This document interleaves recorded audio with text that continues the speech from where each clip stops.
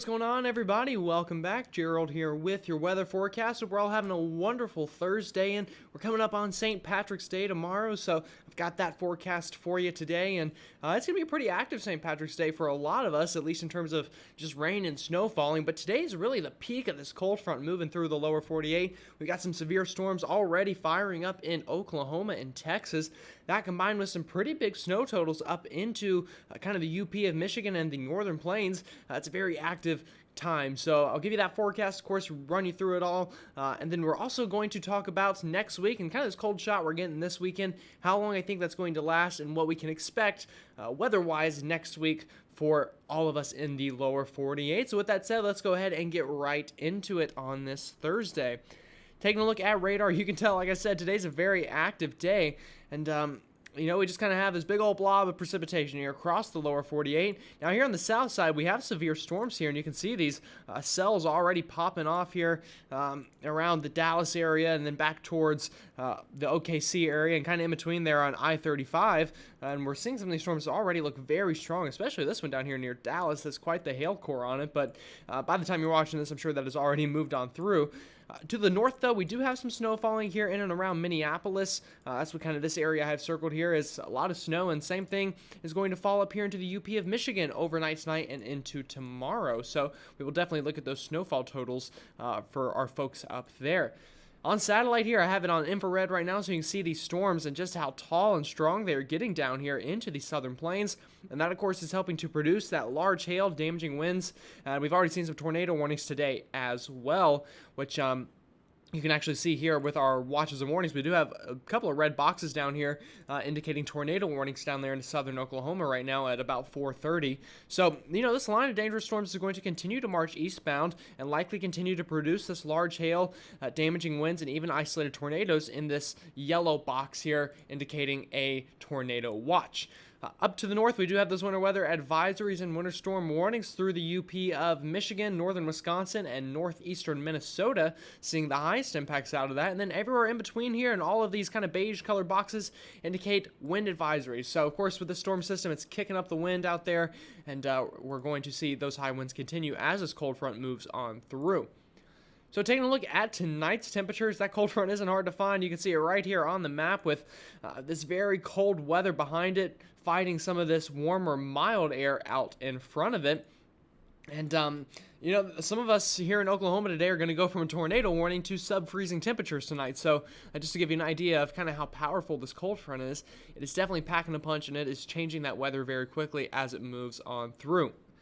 Looking at tomorrow, once again, that cold front going to continue to push eastbound, and with that, you're going to get that warm air advected northward in front of it, so we're going to have very warm temperatures along the southeast coastline tomorrow, especially around Charleston, Savannah, Columbia, South Carolina, Fayetteville, and then likely even up through the I-85 corridor, getting into the 60s tomorrow before that cold front sweeps on through. So taking a look at that severe weather threat today, again, we do have this enhanced risk for most of that kind of tornado watch I just showed you. So we've kind of talked about the risks here, but as we go into tonight, this line of storms is going to continue to push down into northern Louisiana, so through Shreveport, maybe even Baton Rouge, seeing some severe storms tonight, and then even down to the Gulf Coast into the Houston area, also having the chance of seeing some of those strong storms later tonight. So now looking at that future radar here, you can see we already have these kind of really strong storms, and the model I'm showing you here has actually done a very good job so far with this, with these storms down here near Dallas. It looks just about identical to the radar image we just looked at. So as we move this ahead in time through tonight, the strong line of storms is going to continue to push further to the south and east, so eventually sweeping through Dallas around probably 6, 7 o'clock tonight, and then even, continuing to the south and east throughout the overnight. And by the time we get into tomorrow morning, those storms will be rolling on through Houston, and then, of course, the Shreveport, Baton Rouge area, and even into Jackson, Mississippi, having the chance of seeing some of those strong storms tonight as well. Something I forgot to pull up, but I will mention here on this next map, is we also have the threat of severe weather tomorrow here along the Gulf Coast as that line of storms continues to move through. So you can see as we move this ahead and as we get into later tonight, these storms are going to eventually push into the Gulf Coast. But before we get that far ahead into time, we have to deal with this snow up here into the northern plains and the northern Great Lakes. So as we go through tonight, you can see we're going to get some heavy snow here into northern Wisconsin, the UP of Michigan, and then of course to the south, as we talked about, those severe storms down near the Gulf of Mexico, and then in between just a good old-fashioned heavy rain for many of us through the Ohio River Valley. As we get through tomorrow and into tomorrow morning here, that line of showers and storms continuing to push through the country. It looks like just some rain here in between this severe weather to the south and that snow that moves up through Canada tomorrow. So kind of from Pittsburgh down through Atlanta and everywhere kind of in between there, just kind of expect good old-fashioned rain tomorrow, while we get some of those severe storms down here along the Gulf Coast, especially into tomorrow afternoon as that instability really begins to increase, before eventually, once we get into later tomorrow afternoon, that heavy rain is pushing through the southeast from Greenville, Spartanburg, Atlanta, Charlotte, maybe kind of messing with your rush hour traffic on St. Patrick's Day. So if you do plan on going out tomorrow to maybe party it up in some of these cities, you might want to bring an umbrella because it does look to be pretty rainy during the evening time. A bit less rainy up here into the northeast, although definitely some showers and maybe even some snow showers there into Maine tomorrow. And then finally, as we get into Saturday afternoon, much nicer weather, although this line of storms still pushing through Florida as it kind of stalls out a bit.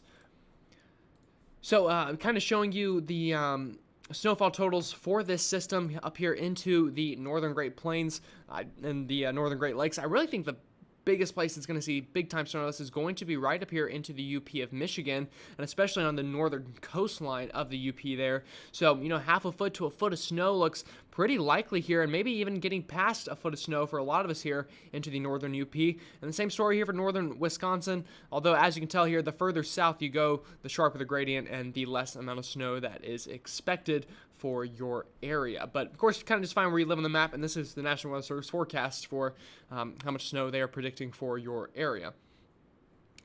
So going back to this other map, I do want to mention going into next week now before we talk about temperatures a whole lot. So we'll move this ahead into this weekend. Saturday, again, looks like a really nice day, except for this boundary kind of caught up here along Florida, continuing to bring some of those showers and storms. But once we get into kind of Sunday, again, we have a really nice day here through just about all of the lower 48. So I think Sunday, in terms of at least how clear the skies are, looks like the best day, although it will be cold for many of us. And then as we get into Monday, I think we get some kind of low pressure to form here off the southeast coast. So if you're down here into Charleston, Savannah, Jacksonville, and the kind of East Florida coast, we could see some rain Monday. And this was that system we talked about that could potentially produce snow here into the mountains of the southeast, but model trends have not been favorable for that. And as I talked about, the mountains only even really had a 1 in 5 shot, and everyone outside of the mountains had like a 1 in 10 shot. So that forecast looks to be verifying that that really doesn't really appear to be a likely scenario right now. But, things can change in the last second, and we'll definitely watch those trends. But, the big theme for next week, other than that low pressure off the coast that doesn't really look to affect too many people, is really nice weather east of the Mississippi. Now, it will be a bit different out here into the west coast as we get another storm system to roll on through going into early next week. But everyone kind of east of the Rockies, we look to be pretty clear really after this cold front all the way through next Wednesday or so, before we then get another storm system to have to worry about around next Wednesday or Thursday. And, we'll cross that bridge once we get to it. So I'm talking about these temperatures now. Again, obviously, before the cold front, you're going to get that warm air to push northward for many of us, but on the backside, that cold Canadian air is going to swing on in, cool your temperatures off, and bring in that drier air. So this is kind of chapstick lotion weather behind this thing for a lot of us this weekend, and it's going to stick around for a while. So this is Saturday afternoon. You can see below average temperatures for just about the entire lower 48, and that hangs around all the way into Sunday here and even into Monday. Although beginning to moderate, we're still holding on to this below average weather before finally we get into the middle of next week whenever that next storm system pushes through and helps to bring in warmer air again for at least the south and the southeast. So that's what we'll watch. So the theme here is pretty below average weather anytime after this cold front moves through, depending on where you're at, all the way through the middle of next week before we then hope to warm up again. And we'll see if we can hold on to that warmer weather or not long term. So looking at the Climate Prediction Center here, going past a week out, so that 6 to 10 day time frame, you can see we have, we're getting higher likelihoods of above average temperatures here along the East Coast and the Gulf Coast, and definitely really above average really above average chances of seeing below average temperatures out on the West Coast. So, this is a good sign for those of us in the East who are hoping that we get that return of kind of that warmer southerly flow. But if you're out west, it looks like you're going to be right back into that cold, kind of wintertime pattern that you've been stuck in for so long now. And precipitation-wise, it looks to be plenty of precipitation on the horizon after 7 days. So again, I think we get a pretty nice quiet spell going really from after this cold front through the middle of next week. But after that, we look to pick right back up in the precipitation department. So, with all that said, again, just to recap, this cold front is moving through. It's bringing a lot of wind, a lot of rain, and a lot of snow to some of us, as well as those severe storms. After that moves through, going into this weekend, much nicer weather, although colder, and that seems to stick around through at least next Tuesday or Wednesday before we get our next storm system to talk about. So, that's all I think you really need to know today, and I'll be back tomorrow for another video. And one thing I did want to add here at the end, I think I'm going to start taking Saturdays off because I've actually missed so many Saturdays anyway in a row here in terms of getting a video out, and I think it's kind of just best to take one free day of the week. But I'll make more of a formal announcement about that sometime on the channel, but just kind of give those of you that made it to the end of the video a bit of a heads up on that going into the future. But with all that said, I hope you all have a great rest of your day. Stay safe out there, stay warm, and stay dry, and I will see you all tomorrow.